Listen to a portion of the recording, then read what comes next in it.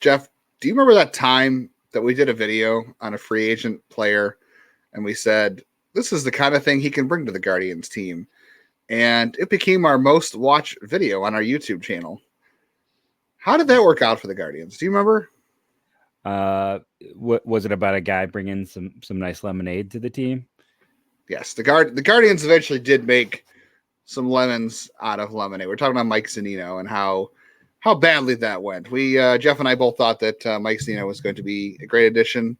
He was not, but the catcher position for the Guardians is bright. We're going to talk about it today on Locked On Guardians. You are Locked On Guardians, your daily podcast on the Cleveland Guardians, part of the Locked On Podcast Network, your team every day.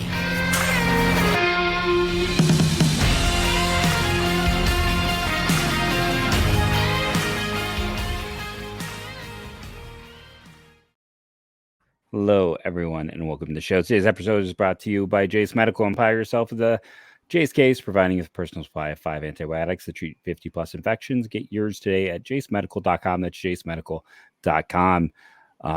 We will talk about Jase Medical and their power later in the show. But let's talk about a position that produced power. We are not the power we are hoping for. Zunino's power was a little limp, but instead, Bo Naylor helped the team find some additional boosting.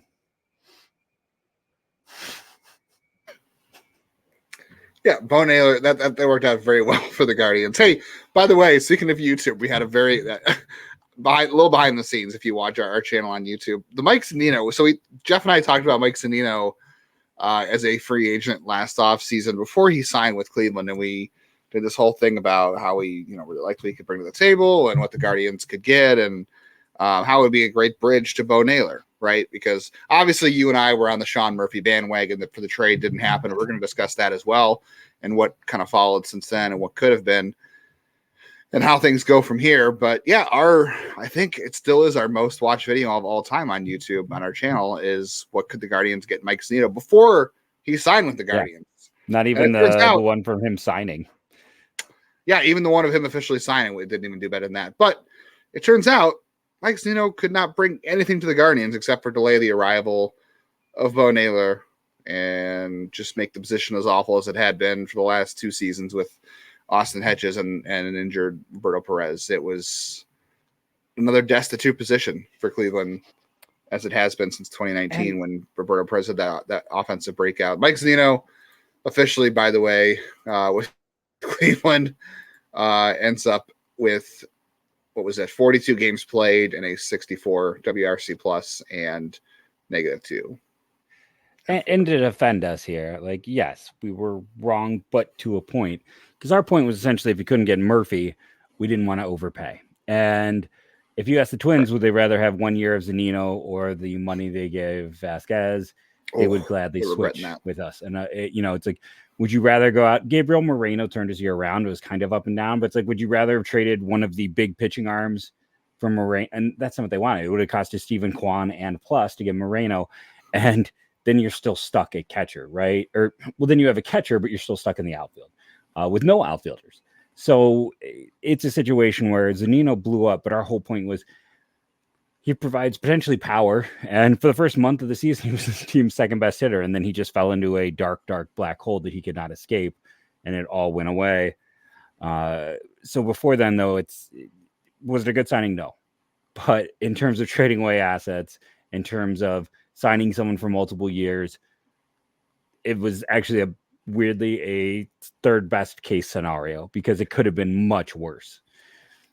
I mean, they were never going to go after Christian Vasquez, especially if he got a multi-year deal. Like, obviously, there was no world where Cleveland was signing a catcher to a multi-year deal. I don't even know, because Atlanta keeps getting away with this somehow. They keep trading for guys, and they keep getting guys to sign extensions. Murphy and Olsen and everybody else they trade for, they sign. Ends up signing the what was it, the extensions that John Hart and Dan O'Dowd and the Indians did back in the day. Like, they keep doing that down there in Atlanta. There's no guarantee Cleveland would have signed even Sean Murphy to an extension that he got from from I feel like they could Atlanta. have done that similar one, at least with Murphy. Olsen, no, but Murphy he's an Ohio kid. Like, I think there was a better chance of, I think if that is the deal he's willing to accept there, that they could have gotten that deal here. And I think Cleveland would have him take that deal every day of the week. Yeah, possibly. I mean, you and I were very clearly, like you said, it was either Cleveland should go after Mike Zunino because he was coming off of an injured year. He did have that thoracic outlet surgery, which, a lot of guys have not come back from. And Mike Zunino is now added to that list.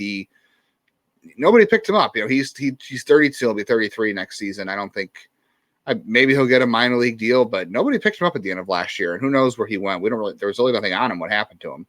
Maybe he'll try to make a comeback. Maybe he'll move into coaching. He is a catcher. He was, a well-liked He's very well respected teammate. Yeah. So there is that. I mean, Cleveland gave him $6 million. For $6 million for that not to work out, I don't think it was a big deal. It shouldn't be a big deal. Anytime Cleveland spends $6 million, unfortunately, it's sort of as a big deal because it's a free agent. They don't do it a lot. And look, they signed 2 offensive free agents last year, and they both did not do well. We'll do our first base positional review, obviously. Another time during the offseason, we'll review catcher, we'll review, first base, all the positions, pitching, all that stuff.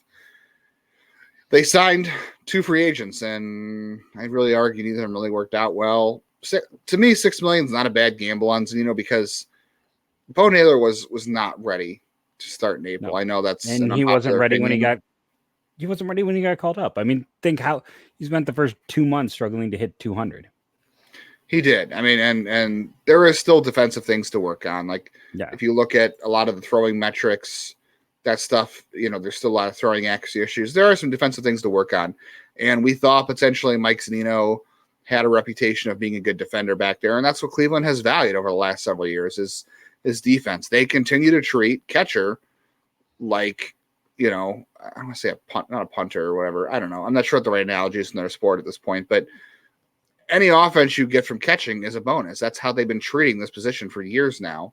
2019 was obviously like an anomaly for Roberto Perez. He had a bunch of home runs. He was really good. He was a strong defender, a Gold Glover. The ball was maybe juiced that year. No, I just think he made some kind of deal with a demon, and then after that, his bones turned to sawdust because it was amazing how good he could be, and then all of a sudden, he had an injury at the end of that year, and then he just essentially he's not played a full month since then, I believe. I don't think he's played a cumulative month since then. I think if you add up all of his at-bats and playing time since 2019, it hasn't even been a month. Maybe if you watch Midnight Mass, I recently watched that on Netflix a few weeks ago. It's a good one. I enjoyed that. Yeah, maybe he was Monsignor Pruitt and made a deal with a demon to stay young forever, and then he forgot to go back and renew his deal after 2019 and blew up in a cloud of sun dust. I don't know. Yeah, the Roberto Perez thing, that Cleveland has not gotten any offense from the catcher position since that year in 2019 until Bo Naylor came around this year. But yeah, we both agree he was not ready. If you couldn't get Murphy, Zunino was I don't want to say Zunino was the ideal stopgap. I'd have to go back and really look at who the free agents were last year. It was a gamble. Yeah, it was terrible. So your free agents last year were Wilson Contreras. We knew that was never happening. Yeah. And Christian I mean, Vasquez was never happening. By the way, they would have traded us that one too. St. Louis would have traded Contreras for Zunino with that contract, with the way that worked. So Contreras and Vasquez, the top 2 guys, they would have gladly traded 1 year of Zunino for that to get out from those contracts. Yeah, the Contreras thing went very upside down for St. Louis. He was actually benched for like a little bit. That was weird. Yeah. Gary Sanchez was out there. Omar Narvaez was out there. He's been all right. Luke Maile. He was not good last year. It was, I mean, if they could, they would have gotten out from that deal. Yeah, Tucker Barnhart didn't last the full year in the majors last year. He ended up with the 2 different teams. Austin Hedges got traded. He was not good. Obviously, we know about that. And then, of course, Cam Gallagher. Austin Hedges was good in my heart. Good for my heart. But about it. Not as a hitter. I'm sorry. My wife got duped by a meme tonight. The Sports Illustrated came out with the sexiest athletes cover or list, whatever. And somebody photoshopped Austin Hedges onto it, and we're like, "Oh, Austin Hedges finally get the credit he deserves." My wife's like, "Wow, he got on the cover of one of the sexiest athletes by Sports Illustrated," and she's like, "Oh, wait, that's not real. I got duped." And I'm like, "Hey, Austin Hedges, you're number one in my heart. I wouldn't have voted for you, but number one in my heart. I was like, wow, he's having a really good offseason. He won a World Series, and now he's one of the sexiest athletes of all time.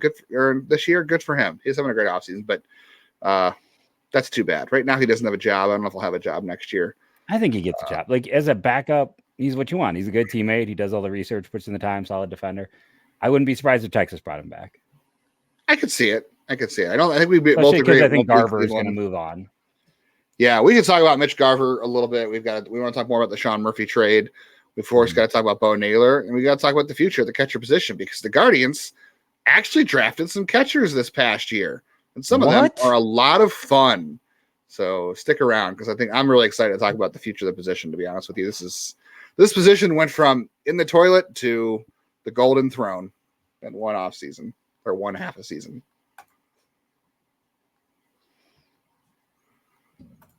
Okay, so everyone get close.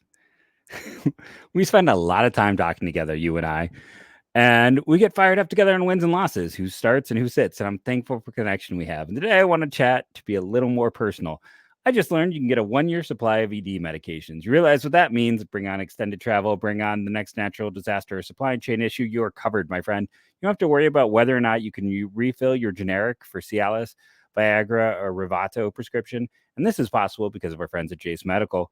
Go online right now at jasemedical.com to receive your 12-month supply on your daily medication. Remember to use the promo code LOCKEDON at checkout for a discount as well. A verified customer has this to say about Jase. I'm thankful for their service. Supply chain issues caused me to cut pills in half to have them. I order most of my daily meds with a year's supply. I also ordered the antibiotic kit, and I feel secure now. Prices are lower than wet pharmacies. I highly recommend this for everyone.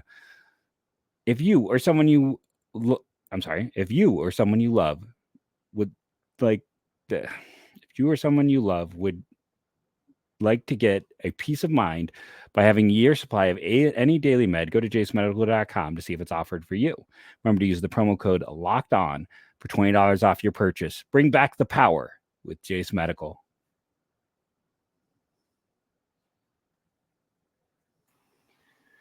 Sean Murphy brought the power last year for the Atlanta Braves. I think that was a career high. Was it a career high? 21 home runs? It was. Everybody in that Braves lineup hit over 20 until the postseason. Last year. Rough. Yeah, couldn't have seen that coming. Actually, I kind of did. But so, obviously we talked about Mike Zunino. We talked about him being kind of plan B and Sean Murphy being plan A last year. I still have no reservations about that. I'm obviously, it's hard to know. We've talked about this multiple times, what Oakland wanted from Cleveland, because it was reported that they wanted, one of the big three starters, maybe two or whatever, and then who knows what else. There's a lot of Bybee talk at the time, just to be, Yeah, it could have been any of the four. It could have been Espino, even though I think, the medicals would have shown what would have happened there. But yeah, it could have been Bybee, it could have been Allen, it could have been Williams. And I think Cleveland would have probably offered mostly everybody except for those four guys. And it may have worked. And then, of course, Oakland wound up with a awful deal for him, as they did Matt Olson, because they were pulling a major league this whole time, apparently.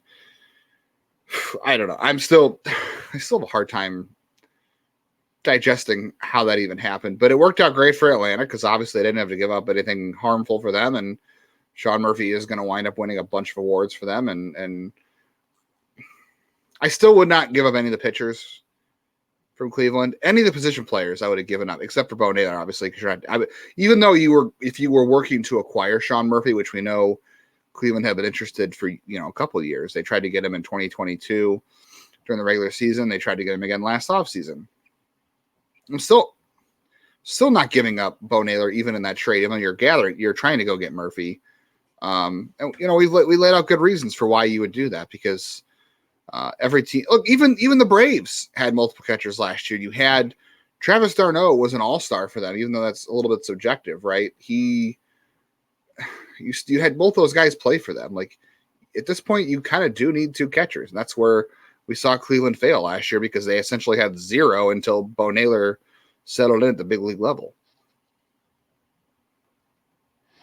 Yeah, I mean, listen, Christian Bethancourt got let go because he had a bad year, and his bad year was better than anything Cleveland has had since that Roberto Perez year. So it took Bar is Bo, poor for catching in Cleveland. Yeah. In terms of offense. It took a while to get there, but once Bo started going, I mean, he ended up having a higher runs created plus than Jose last year. Like he really got it going, really became a productive part of the team, and like, you know, became a top end performer. And now the position's more or less locked down. You know, I'm not online. People still want to argue about it. Here's the thing. If you had gotten Sean Murphy, great, because that contract is a very team friendly contract for the overall value. You know what you do?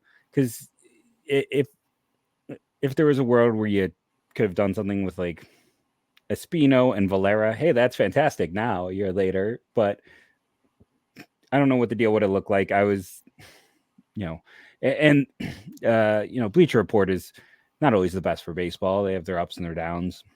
Not always. I would say not more often than not. They are not great. Okay, I was trying to be nice, but they did have they had a top 10 catcher list, and it was very flawed.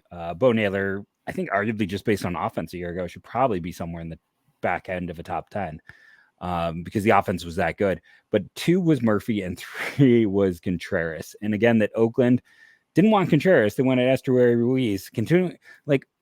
You need to find, listen, it's overused, but let's make that joke again. You need to find someone in life who loves you like Oakland likes over athletic outfielders who can't hit.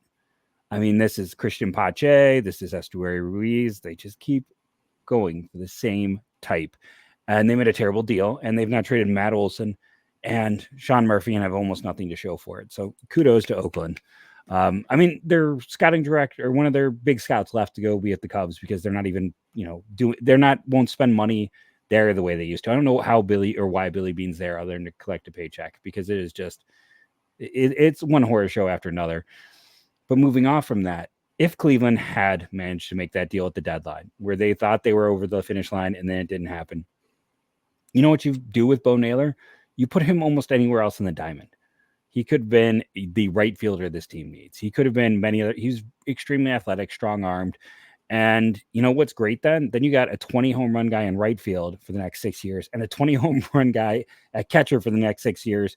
And all of a sudden this lineup is already partially transformed. If you can go out and get one more outfielder, if one of these young outfielders is the answer, then you got Quan in center, which you can get by. Again, people talk, he's an average offensive performer based on last season. The year before that, he overperformed. He defensively, we're not getting into, but offensively, he is average, and that's great. So then, then we're talking about this offseason needing to find one hitter. It would have been fine. Again, as long as you're not giving up Bybee, that was always a point you and I didn't want. It was a bridge too far for us, but yeah, this would have still worked out fine. But Cleveland is in a fine spot where they are now. It could have been just an even better position. Yeah, you could have traded away. Now, look, we don't really know what Cleveland would have had to give up. If you could have made that trade without giving up Bybee, without giving up Williams, I don't know. I'm partially thinking I would have listened on Allen, maybe. I'm not so sure I'd pull the trigger on that. But yeah. I don't know. A year ago at this time, I feel like we probably would have been. Yeah, I mean, in hindsight, probably good they didn't, because obviously they needed all three of those guys at this year because it was, of all the injuries and stuff. But if you find a way to make that trade, if you find a way to make that trade and you give up the guys you're willing to give up and you hold on to the guys that you really are steadfast to holding on to, which obviously Cleveland sets a hard line in the sand. Like you said, you have two players there. You have Naylor you can move around, because people forget he was drafted as a catcher, but he only moved to catcher. He played third base as an amateur, and people think he can play their positions. And then you finally kind of clear up some spot in your roster. You have some prospects finally off the roster. You can make use of those guys in trades. You're not just hanging on to them and not knowing what's going to happen with them at this point. And Murphy was their white whale for everything, because he doesn't strike out a lot. He walks. He has power. He's got great defense. He's a leader. He was literally their white whale. I mean, that was everything they wanted in a catcher. It's everything they value. And they were going to get the bonus offense and then some they could always dream of. But yeah, they're in a good spot. Like you said, they could have been in a better spot, but I'm really excited about the future with Bo Naylor. I'm excited about some of the other guys they've got in the roster now. I think 2024 has a chance, and beyond has a chance to be a revitalization. I don't know if I was going to get the word right there, but revitalization of the position for the first time. And I don't know, maybe since the Victor Martinez era. So, or maybe Carlos Santana. I'm being unfair to Carlos Santana, but much more on catchers coming up here shortly.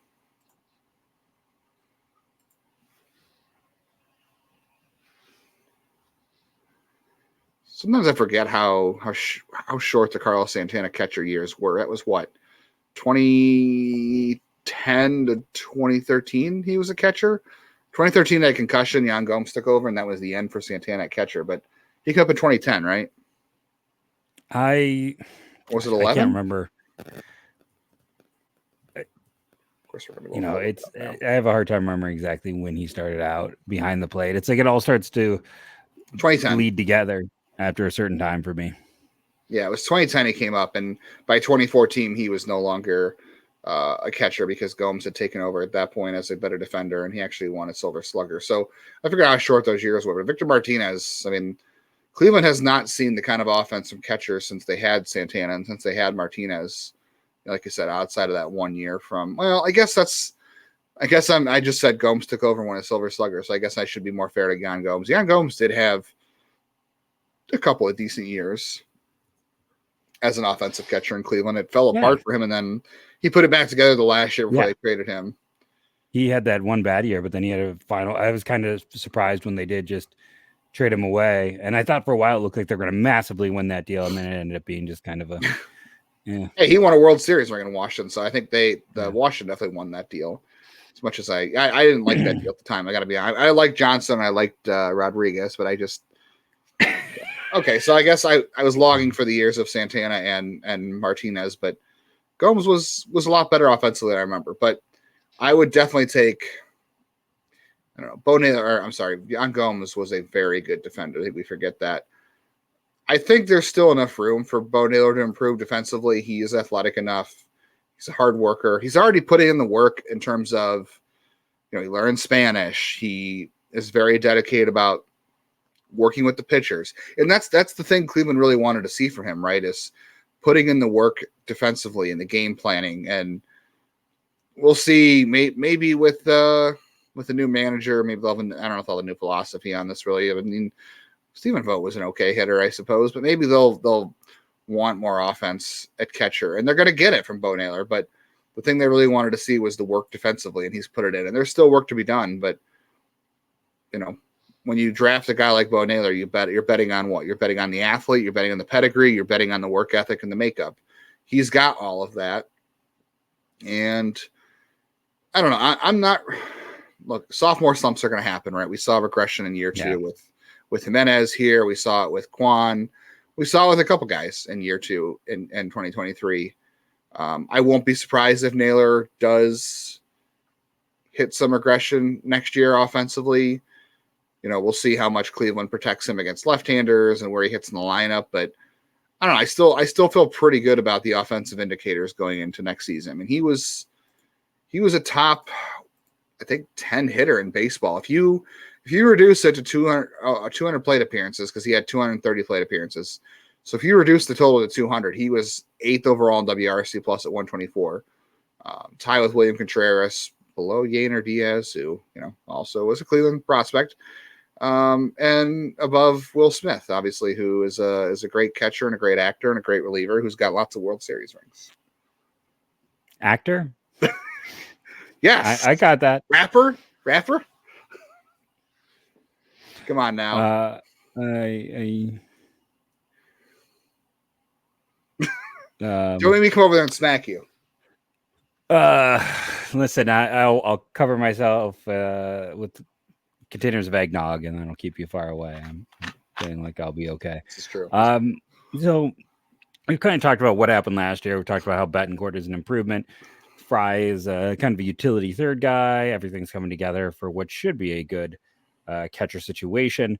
Let's talk about the fantastic depth in the upper minors in case someone gets hurt. All right, that was a good show. That was good job, everybody. Thanks for listening, and go Guardians, go. Yeah, that's the depth, right? It's no disrespect to Brian Lavastida. I like Brian. I talked to him multiple times when he was in Lake County a couple years ago. Great dude. Didn't work. I mean, I know he rebounded a little bit this year, late in the year, but look, he's not on the 40-man roster. I don't think Cleveland's going to re-add him. He does have one more year of minor league service time for Cleveland because he spent a year and a half on the 40-man roster. So you technically have to have 6 years in the minors before you can reach minor league free agency. He only got 5 because they count the 1 year on the 40 as not part of that, which is kind of gyps the players, to be honest, because now he's stuck in AAA with nowhere to go. I mean, maybe he has a good year and they trade him, or which God help us if they trade him, they have no depth, but maybe he has a good year and he puts himself back on the map somehow, or Bethancourt gets hurt or Fry gets hurt and they have to do something. It's not good. This is why you need 3 catchers. This is why you need Naylor. This is why you need Bethancourt. This is why you need Fry, because your offense is better if you can use David Fry at first, maybe right field if you're feeling super confident about the pitcher that day and it's against a lefty and you have somebody put in right field after him. And Bethancourt is, like you said, we didn't even talk about Cam Gallagher. We were reviewing the 2023 catchers. We just skipped over. No. Yeah, I was going to say, don't even do it. We're not going to spend any time on Cam Gallagher. I'm not going to do it. Any time spent is wasted time. Should we talk about the 3 catchers they drafted this past year? It was the most they've done, and that's the most catchers they've drafted, I think, since like 5 or 6 years. This is a team that just has not invested in catcher, which is very strange for a team that values catcher defense and understands how important that is. They have not invested in catchers. It has either been, international free agents from the Latin American countries they've invested in, or they haven't at all. It's a very bizarre approach. Yeah, they kind of just pitched off for a few years and didn't try, which you kind of get if you followed the team, because a lot of those draft picks have just been up in smoke. They have had no success outside of Bo Naylor, really, with catchers, even just getting into the upper minors and being successful. And Brian Lavastida is their second most successful catcher of the last decade. Maybe they've drafted it. It's a pretty ugly group. And Lavastida got to what year did they draft Perez? So 13? Yeah. So I don't know. I'm not going to he was back in history. I feel like he was 11 or 12, right? Maybe he was 12 or 13. Could be. Typing Roberto into Google isn't going to get me that information. That was a poor choice there. He was 2000 and no, that's the wrong. 2006. He was 2008 for Cleveland. So wow. All right, so you're right. A decade, Yeah. So number 2 in the last decade, because at least he got to the big leagues. So they kind of punted it for a while. And then this year they came back and gave 2 pretty big bonuses and then used their first day 3 pick, even if they had that, even though in that situation, Johnny Tincher was under slot, which was a little bit weird, but hey, they still made it work. So yeah, do you want to talk about Ralphie? I have a lot. Yeah, you have more to say about Ralphie than I do because we're running out of time. But I'll just say this. I'll let you kind of go into this more. But the only debate here for me is I really like Ralphie a lot. I'm very excited about him as a prospect. I think there's a chance where he winds up being their best position after Kyle Manzardo graduates, which hopefully is in May of next year. I think he has a chance to be their best position player prospect. That's how good I think he's going to be. And the only question I think that's going to be up for debate is obviously there's a lot of risk. He's a high school kid, but I think the only debate is going to be whether or not he hits too much to stick a catcher and they have to move him along before they can wait around for the defense to develop.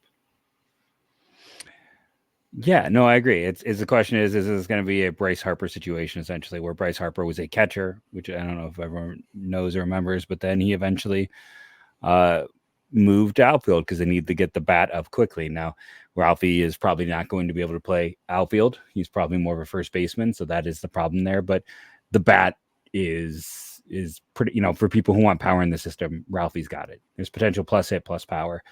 Tincher is interesting because he can do backflips, and he is a guy they drafted to be a future coach. I mean, everything about him screams coach. And Cooper Ingle is, I wasn't as high on him, but he's an athletic catcher who kind of played all over and had a really good debut. So I could be much like CJ Kapis. I was probably a little too those are safer guys, kind of limited ceiling. And I don't always love just a run on safer guys, but I think Ingle and Kafis are probably guys that I undervalued because of that. I like Ingle. I think he's got a profile of a backup, which is fine. He can take a walk. He is considered a solid defender. I think he was a pretty well-liked leader at Clemson. There, he has all those attributes as a backup catcher, which is fine. And then the rest of the system that's really it. It's Lavastida. Get excited for Ralphie. Ingle might be a backup. Tincher is probably a future coach. They took Michael Berglund in the minor league Rule 5 draft last year. Like, he is the highest up on the food chain right now. Logan Clark, I don't know. We'll see. It was a high school pick 2 years ago. Robert Lopez, Manuel Mejias, Victor Esturis. Those are all international guys. They've invested in Jose Cedeno. Like, one of those guys might pop, but there's a lot of risk there, and a lot of those guys just have not really taken the step yet. So that's far down below. It's a rough group overall as a position, but it's a very exciting group. I mean, Naylor and the guys that are on the major league roster now form a very good, I think, group. Have the potential to be the best this position has had since Gomes and Santana or whatever. And you've got a very exciting prospect now that you might not catch in the future, but he's going to hit, and that's all we're going to care about, right? Yeah, exactly. Just trying to build up as many of those guys as possible right now. Well, we're also trying to build up as our numbers. We're getting closer and closer to 2,000. We want to take a moment and say, if you are not subscribed, consider doing so. We appreciate that.